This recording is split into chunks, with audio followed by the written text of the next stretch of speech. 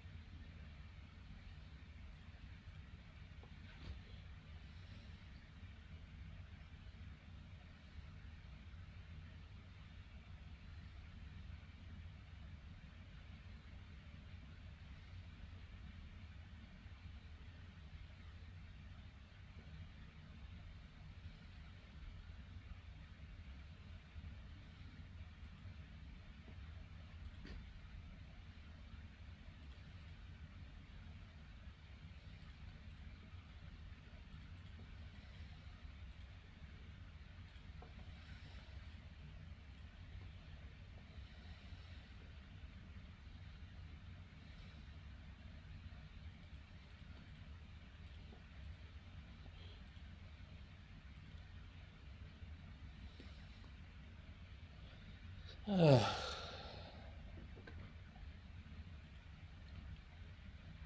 right.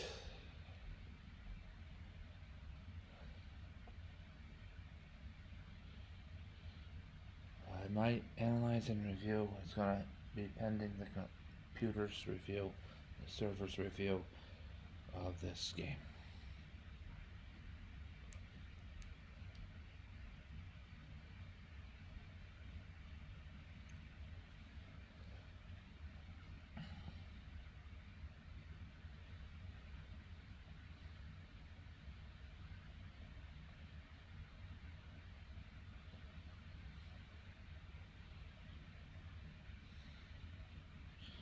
All right. This game wasn't also great, really. My opponent established an early lead here, and I think I dropped a piece early, right? Dropped this exchange, and I had difficulty climbing myself back into the game. I played with some tenacity and tried to find threats as well as moves that were consistent with each other. I think one of the points I'd like to point to is here. With black to move, I played a5, and this move demonstrates some of my maturity as a chess player. In the you know 6, 7, 8, 9 years ago, I would have played an active move with the a8 bishop, probably to c6, or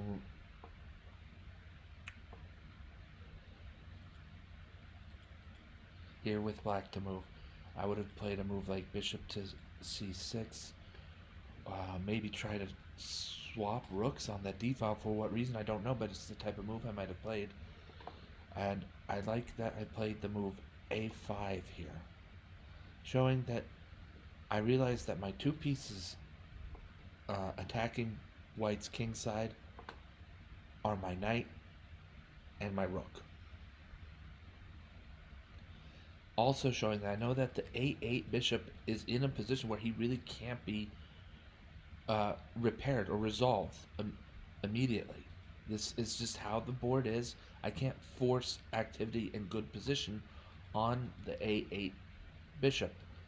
So I worked with what I could work with. I worked with what I had, and that was to play pawn to a5 and mount this sort of strange move by move pawn attack that ended up being actually kind of useful, even in shaving seconds off my opponent's clock. And a large part of that was that there was a pawn on a7 to back it up, and when the time came for that to be the move to make, and it was the correct move, meiner Meinung nach, a7 to a5 really helped me climb back into this game in some way. Enough that, look, my opponent takes 17 seconds. 17 seconds to make the move b4. My opponent takes 14 seconds to make rook to d4. This one's quick because he's just moving out of check. Ultimately, I won based on clock. So some of that was just creating something out of nothing. There was no, back a few moves around here. Black has no counterplay. White's almost completely dominating the d file. Good thing for that my rook and my king are both eyeing the d6 square. But my opponent has both rooks. His knight's not that bad, and I think he has an extra pawn or two out of things. And at that, some of the pawns that get me as close as being behind two pawns are doubled hopelessly here on the a file. Hopelessly, at this blush, yeah, these look like really bad doubled pawns, and not that that was my main goal, but I was able to make use of those pawns in this sort of litmus test or testing attack against White's king. I use both of these pawns, as it would seem that after being challenged by my pawn on a4 against the b3 pawn moved past, and it looks like now all of a sudden white's king is in no danger, right? Well, we can make this knight to a3 check move happen, but where's the follow-up? It's just a pot shot. So white's king is safe. And I looked and I found a7 a5, and it's an excellent move. I think this is an excellent move because it's not normal. Normal. It's not natural. This is not a natural move. We don't often see pawns, climbing down the edge of the board, one in back of the other, and so on. So yeah, it's a good move in that way, and it makes white have to do something. White has to answer this dynamically. Cannot capture because that the pawn on b4 is pinned. Without doing something, say to maybe offer a knight trade. Well, that kind of okay. Then we trade knights on e3, but then I get one of my pawns back, a 2-for-1 kind of trade, and suddenly the space around white's king is a more important thing than it was just moments ago. So I think this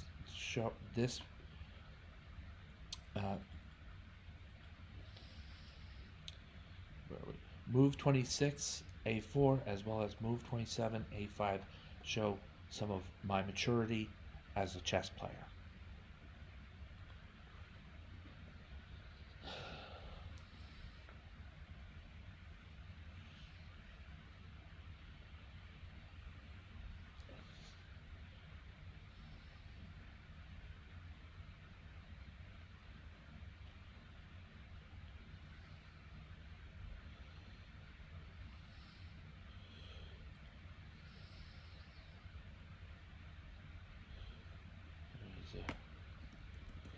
A move in here.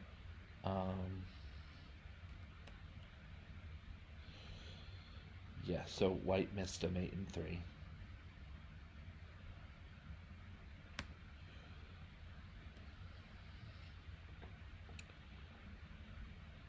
Even after stepping out of it, my bishop's hanging.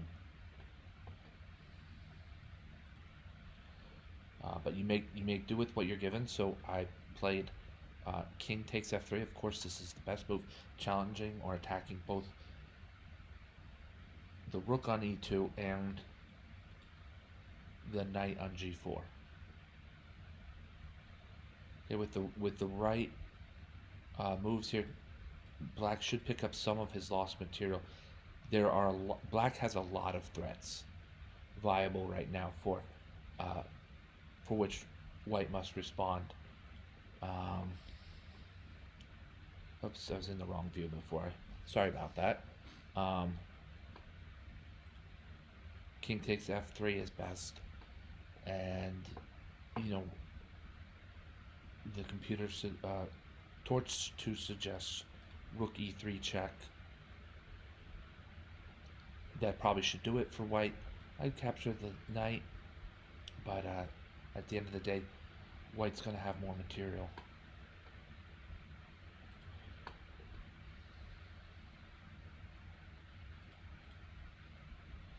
Right, so this is an endgame favorable to white. Not that the board got much better in the game, but that I was able to find moves to sort of shake down a win on time. You can imagine this didn't help white.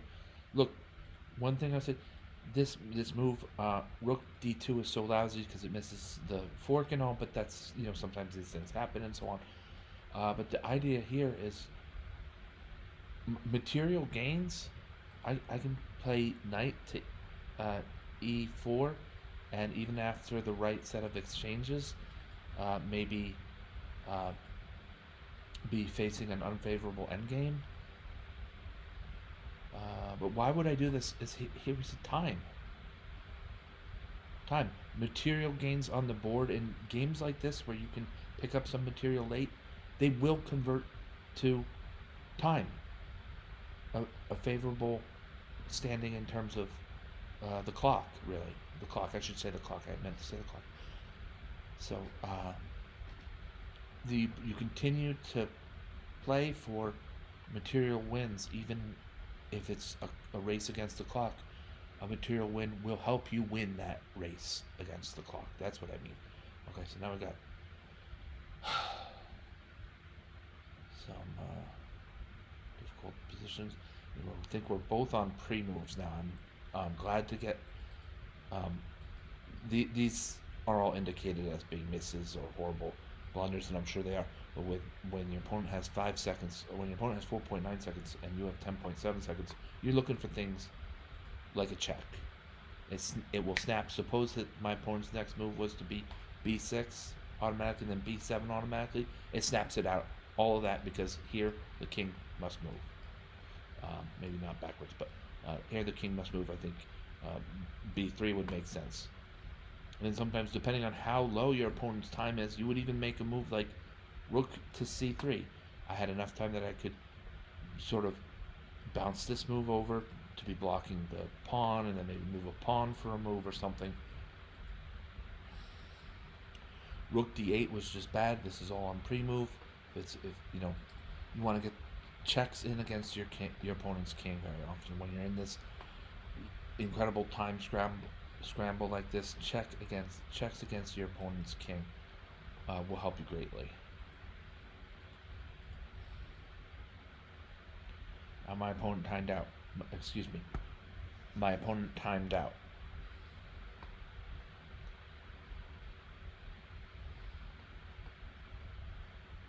Good. My opponent won complete control of the board. He seriously has the board here with b7 coming, and after a better placement for the king, but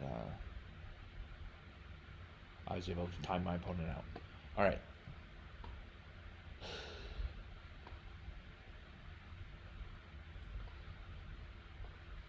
Play another game.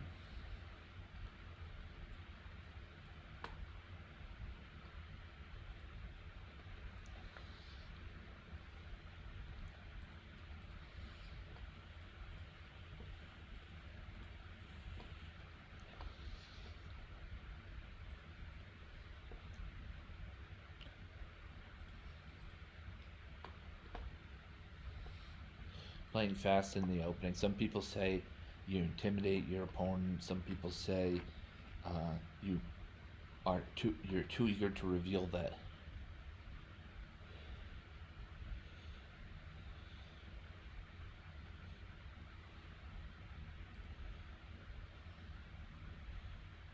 You'll be too eager to reveal that you're an ace in that particular line.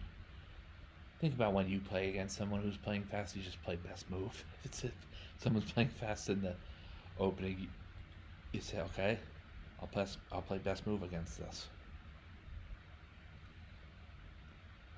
I shouldn't have been talking there.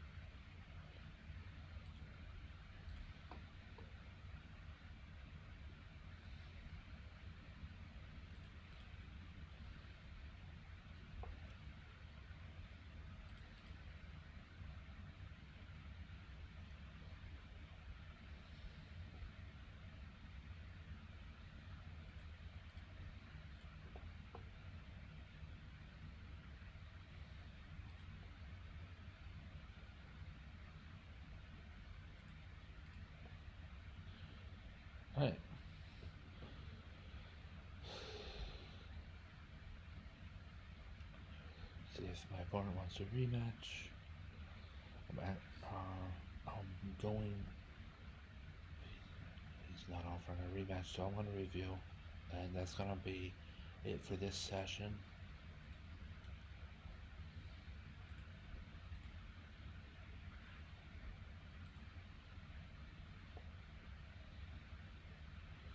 Yes, the bishop here delivers checkmate. Bishops don't deliver checkmate all that often. I mean, not unheard of, but it's usually a rook or a queen.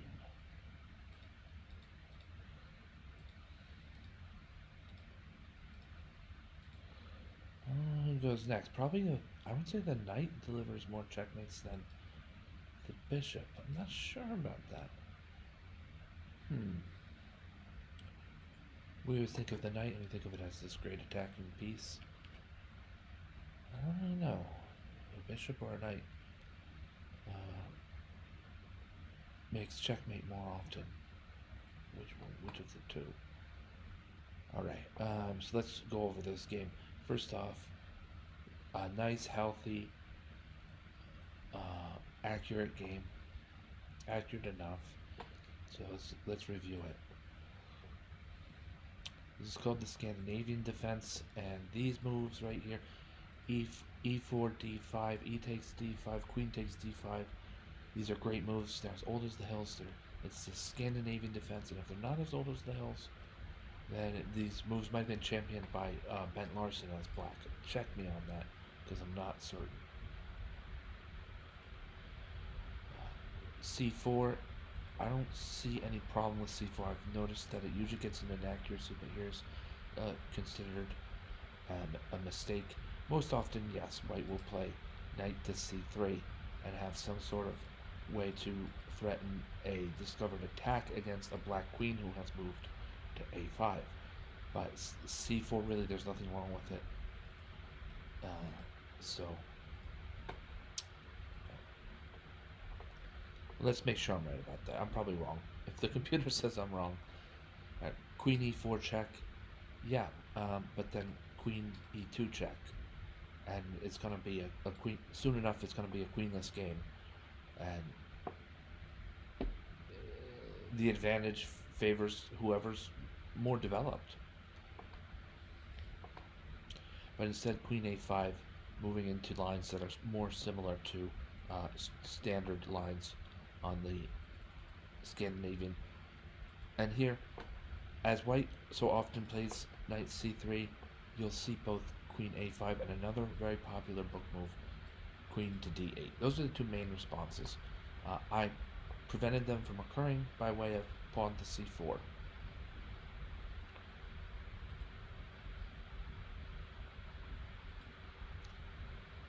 And now I'm looking for similar tactics, just with a pawn plucked here, or placed here rather, placed here on c4. Alright, so I get my stake in the center and all that, and I might have a way to threaten the queen with a discovered attack, as I do after bishop to d2. My opponent doesn't take time to move out of it, so ouch, here come the tactics. And I bundled it, but they're still hard or difficult to shimmy out of for black. The correct move was knight d5.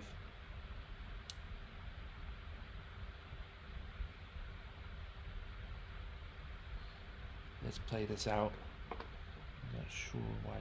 Knight d5 and then queen takes d5. I don't know about that. What about... the queen is still under the discovered attack. She can't capture. I should have known it. Alright, that's okay. In a slower game, in a tournament game with tournament time controls, I will find knight d5 instead of knight to b5. Knight b5, mistakes happen even on the chessboard. And queen to b6.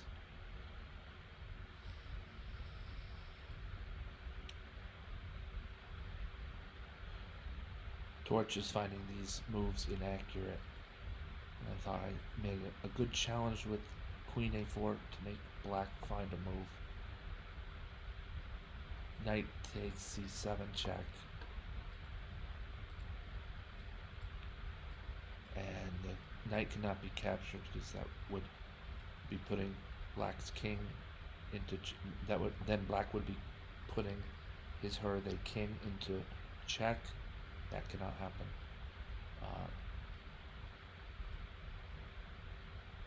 The queen cannot be captured because the king's in check by the knight.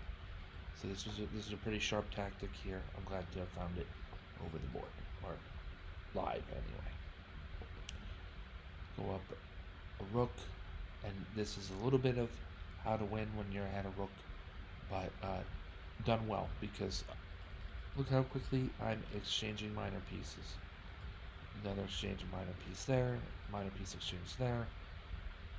King to d8, king to d1 because he's in check. He must move somewhere. Rook to c1, just owning the only open file. Rook to c7 check. I'm offered a trade of material, and yeah, we're pretty much showing how to win when you're a rook ahead.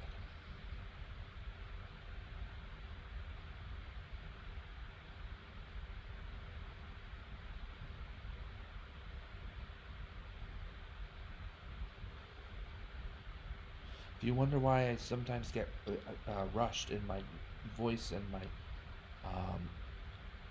movement and such, it is because even if I'm watching the end of this game that it's completely done, white's going to win, I'm also looking for learning moments, but I also, on top of that, don't want to waste your time. If this is fairly obvious, I don't want to waste too much time. So then we have knight to d5. I'm sorry, bishop to d5 check,